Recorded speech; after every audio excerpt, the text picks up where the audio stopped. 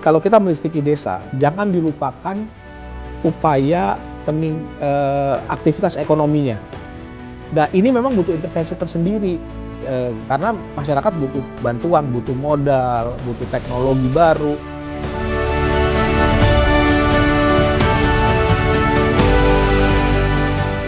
Ketika hujan nih biasanya kan angin kencang tuh. Nah, di situ juga tetap ada daya yang masuk gitu, yang untuk diproduksi dan bisa disimpan oleh baterai, sehingga bisa dikatakan tidak ada putus daya. Jadi ketika musim penghujan gitu kan, itu tetap juga bisa memproduksi daya listrik dengan maksimal. Alhamdulillah sih kan bisa pakai freezer gitu ya, bisa buat bikin es lilin, es batu, terus buat apa namanya es minuman itu yang teh gelas itu buat anak-anak ngaji, kadang-kadang buat yang lewat yang pada mancing itu. Alhamdulillah.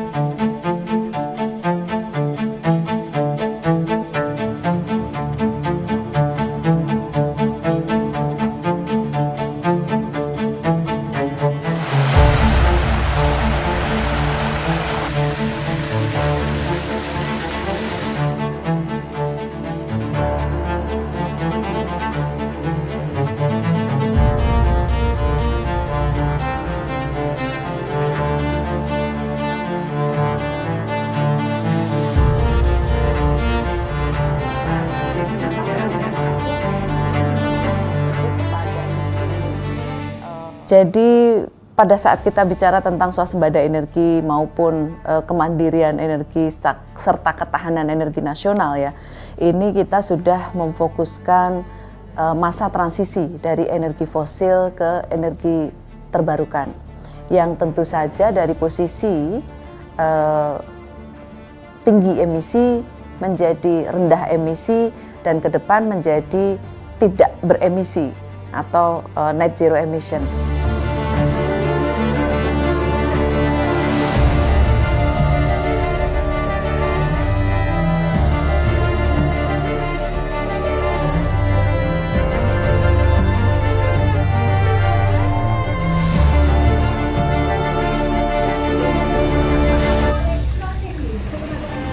Saat ini memang masih ada sekitar 1,4 juta ya masyarakat belum terlistriki. Jadi ini harus ada percepatan. Nah, waktu itu kemarin arahan dari Pak Presiden untuk memberikan akses ke semua masyarakat sampai dengan 2029 kita semua harus mempunyai akses terhadap listrik. Nah, sebagian di situ ada masuk energi baru terbarukan juga. Nah, dari proses transisi energi yang kita bicarakan itu, kita ingin mengakselerasi energi baru terbarukan karena sesuai dengan komitmen kita tadi. Nah, pernyataan dari bahwa kita sudah meluncing RUPTL yang baru, rencana umum pembangkit tenaga listrik yang baru itu sampai dengan 10 tahun, ini 71%-nya adalah energi baru terbarukan. Dengan investasi 70% juga dari IPP atau private. Dari target kita di Indonesia, kita itu sudah punya pembangkit listrik sebanyak 105 gigawatt secara total ya, itu semua jenis pembangkit. Nah, saat ini energi baru terbarukan, alhamdulillah dalam waktu 1 tahun ini kita meningkat hampir 2%. Jadi ini satu rekor tertinggi juga. Dalam capaian per 1 tahun kita bisa meningkatkan bauran energi mixnya EBT itu naik 2%. Jadi saat ini sudah mencapai 16,1% dan ini sudah di energi mix, di mana sangat sudah inline dengan RUKN kita.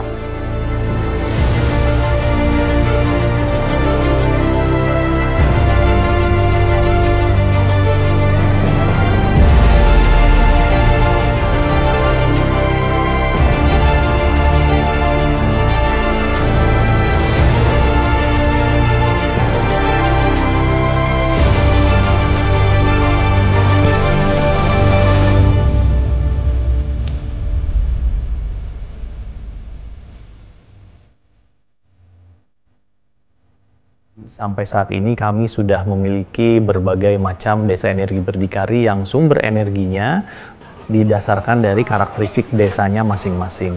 Jadi ini menyesuaikan juga dengan program pemerintah swasembada energi. Jadi program desa energi berdikari kalau kita konsolidasi gitu ya, kalau kita compile, setiap tahunnya itu berhasil menurunkan emisi hampir 730.000 ton CO2 ekuivalen atau setara.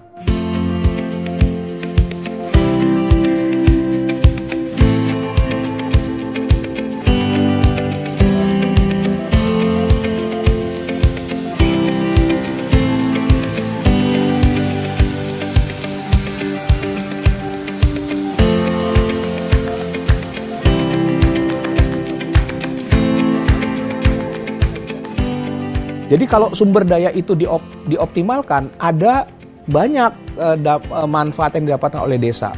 Tentunya yang pertama, mereka bisa mendapatkan energi yang berkelanjutan, bersih, berkelanjutan, dan terjangkau. Membangkitkan energi terbarukan di daerah-daerah terpencil itu dengan sumber energi terbarukan tadi, itu lebih murah ketimbang membangkitkan energi listrik dengan menggunakan diesel. Manfaat yang kedua, ya sebenarnya bukan hanya buat masyarakat, tapi buat pemerintah juga adalah bisa mengurangi subsidi listrik. Yang subsidi listriknya itu karena memang biaya produksi tenaga listriknya mahal, karena menggunakan energi fosil. Nah, dengan menggunakan energi setempat, dia akan jauh lebih murah. Manfaat yang ketiga, karena warga desa bisa mendapatkan listrik secara kontinu dengan harga yang lebih terjangkau, maka akan muncul aktivitas ekonomi produktif, di mana dengan memanfaatkan listrik yang handal dan terjangkau tadi, bisa memberikan dampak ekonomi yang lebih besar, bisa menciptakan lapangan kerja di desa, bisa memberikan pendapatan bagi warga desa. Nah, belum lagi manfaat-manfaat lain yang bisa kita lihat, misalkan ya mungkin tidak banyak jarang dilihat, tapi kalau kita punya akses listrik yang baik, proses belajar mengajar di desa-desa, ya biasanya itu ada sekolah minimum SD, itu bisa lebih baik.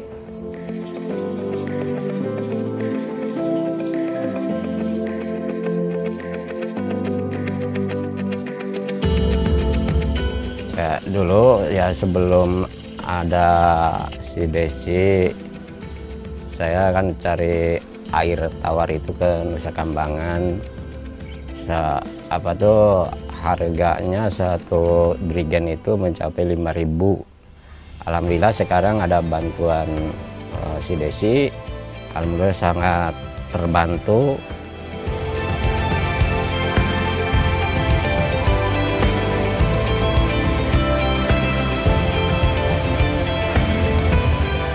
Yang dulu kita tidak mempunyai fasilitas air bersih, sehingga kita harus ngambil sendiri ke Nusa Kambangan yang jaraknya sekitar 7 km.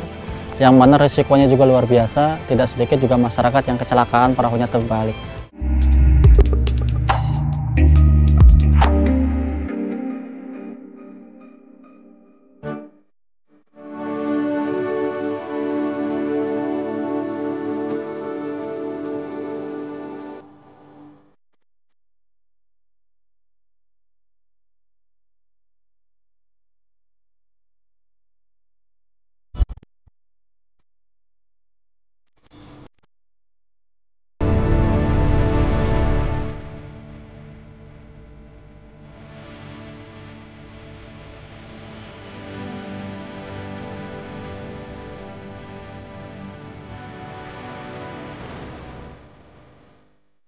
Dusun Bondan ini merupakan dusun yang sedikit terisolasi.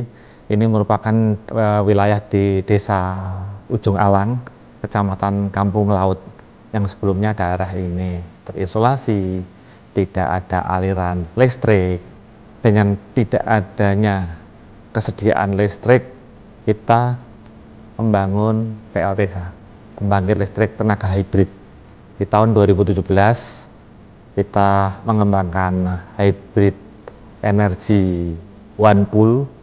Ini HEOP ini sangat cocok untuk daerah yang sangat terpencil dan ini sangat simpel. Jadi sebelumnya masyarakat itu menarik kabel secara tidak resmi sejauh 7 kilo untuk mendapatkan aliran listrik. Tapi dengan inovasi-inovasi ini, alhamdulillah dengan adanya pembangkit listrik tenaga hibrid itu bisa menerangi 74 KK.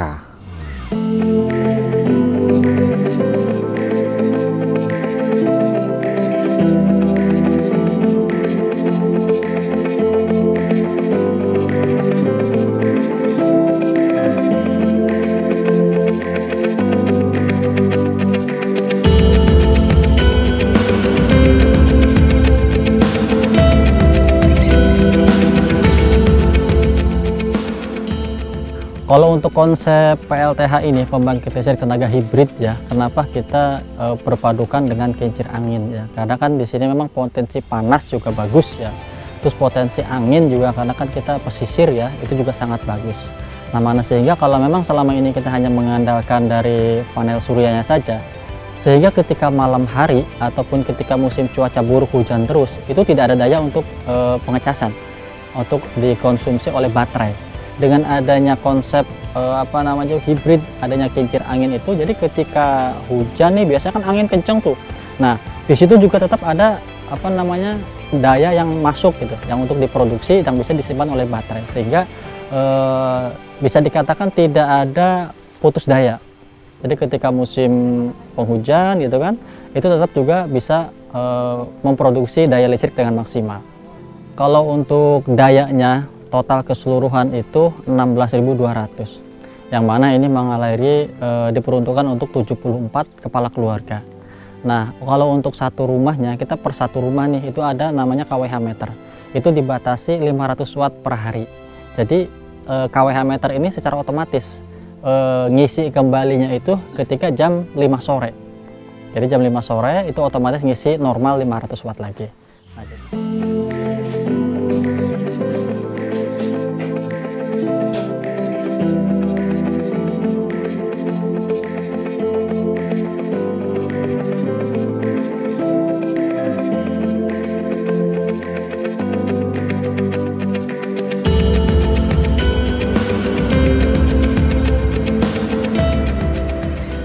yang dulu kita tidak mempunyai fasilitas air bersih, sehingga kita harus ngambil sendiri ke Nusa Kambangan yang jaraknya sekitar 7 km, yang mana risikonya juga luar biasa. Tidak sedikit juga masyarakat yang kecelakaan, perahunya terbalik. Air tambak kalau saya bilang gitu kan, diolah ke sebuah sistem penyulingan, kalau bahasa saya itu penyulingan ya, itu bisa menghasilkan air yang sangat jernih dan bahkan layak untuk dikonsumsi, itu seperti itu. Kalau untuk produksinya itu per jam kurang lebih sekitar 240 liter per jam. Nah, kalau untuk kebutuhan seharinya bisa sampai 1 atau 2 toren hasil produksinya. Kalau untuk kebutuhan masyarakatnya ya rata-rata masyarakat bisa 4 atau sampai 6 jerigen per hari.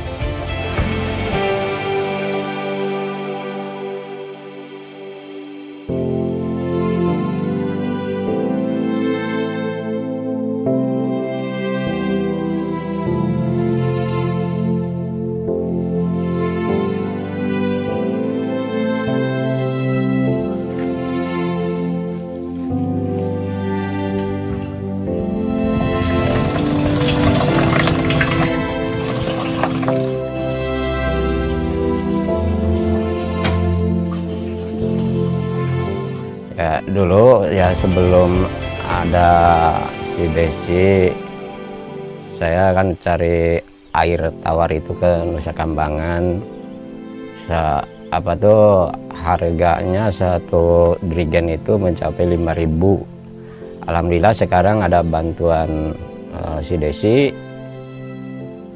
Alhamdulillah sangat terbantu. Satu rigennya itu 1.500 dan juga nggak terlalu repot, risikonya nggak berat lah gitu. Kalau per hari biasanya saya ngisi 3 drigen sampai 5 drigen lah, tergantung kebutuhan sehari-hari, terutama kalau lagi nyuci gitu ya, nyuci pakaian yang membutuhkan banyak gitu. Ya harapannya sih setelah adanya penerangan dari PLTH ya harapannya Dusun Bondan ini ya semakin maju, terutama masalah perekonomiannya dan juga masalah lain-lainnya banyak sih ya, keinginan mah ya, terutama semakin maju aja Dusun Bondan gitu.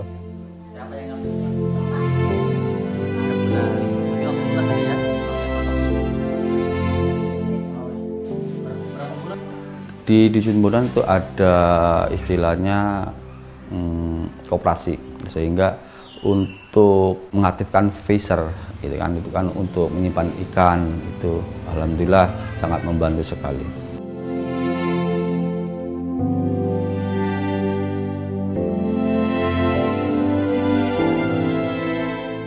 Sebenarnya potensi energi baru terbarukan di sekitar kita itu banyak. Nah, tergantung bagaimana kita bisa mengeksplor itu. Ya, kemauan, mindsetnya yang harus dirubah. Jangan hanya ketergantungan terhadap energi yang berbasis fosil saja.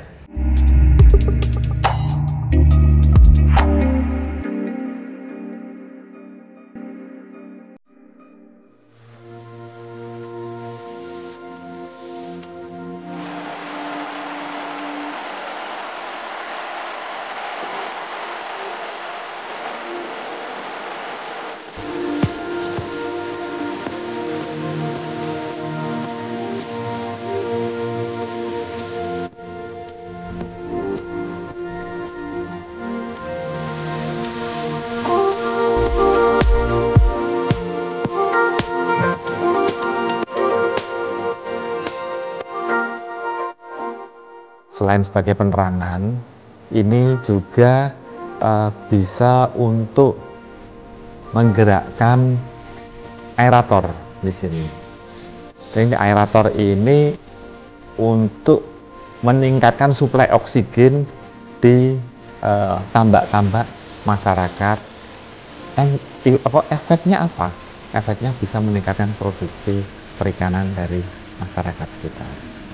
Dengan adanya listrik, tentunya ada peralatan elektronik di sini, ada freezer, sehingga masyarakat selain menjual hasil olahan mentah, ini juga bisa menyimpan yang kemudian diolah bisa menjadi produk-produk olahan. Jadi manfaatnya selain menjual produk mentah, kita juga bisa menjual produk-produk olahan yang nilai ekonomisnya lebih tinggi dibanding sebelumnya yang hanya penjualan produk-produk mentah.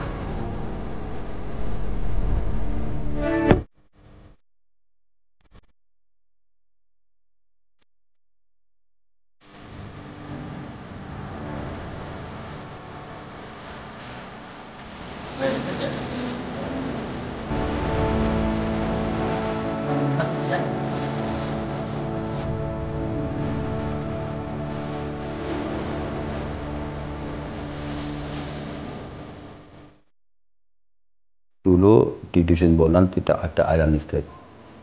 Nah, sekarang sudah ada PLTH sehingga ada penerangan, itu sangat membantu untuk aktivitas masyarakat Bondan. Itu aktivitas yang paling menyolok satu yaitu penerangan. Ya kan? Penerangan di malam hari yang dulunya gelap menjadi terang.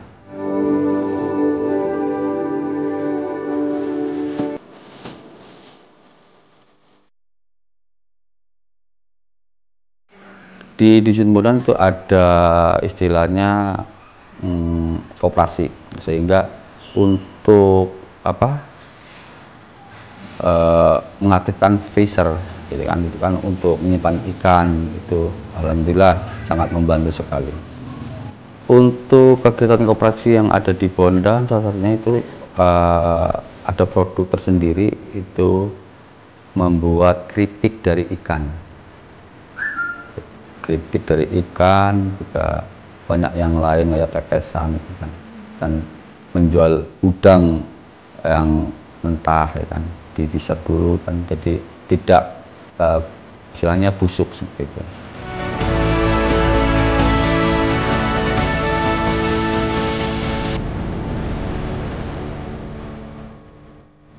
Nama saya Ibu Ani, tinggal di Dusun Bondan, Kecamatan Kampung Laut, Kabupaten Cilacap. Pekerjaan sehari-hari saya ibu rumah tangga dan buka warung, usaha buka warung.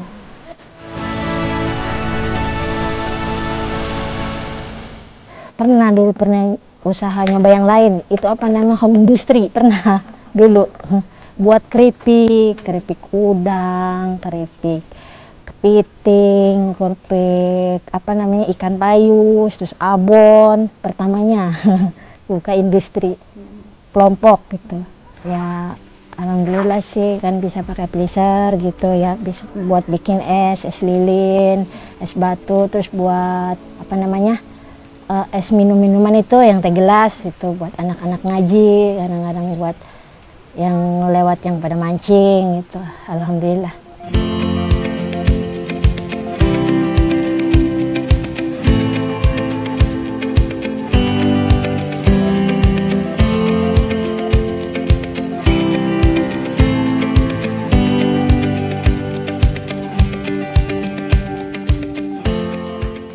Sebenarnya potensi energi baru terbarukan di sekitar kita itu banyak.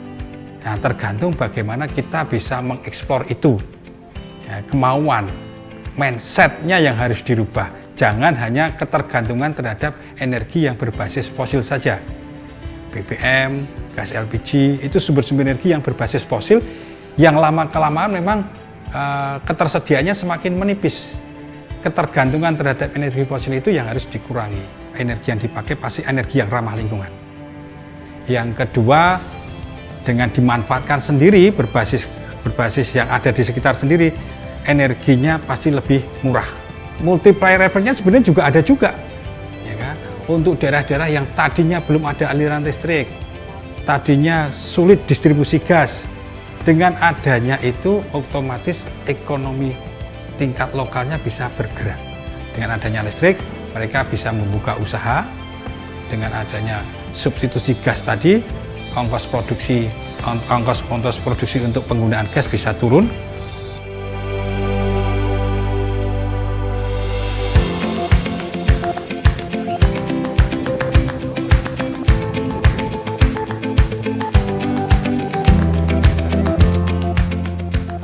Tantangan terbesar untuk pengembangan desa mandiri energi, khususnya untuk mengembangkan yang bersumber dari energi baru terbarukan, adalah kita melawan mindset kita supaya tidak tergantung terhadap energi yang berbasis fosil yang sudah banyak beredar di kita sejak dulu kala.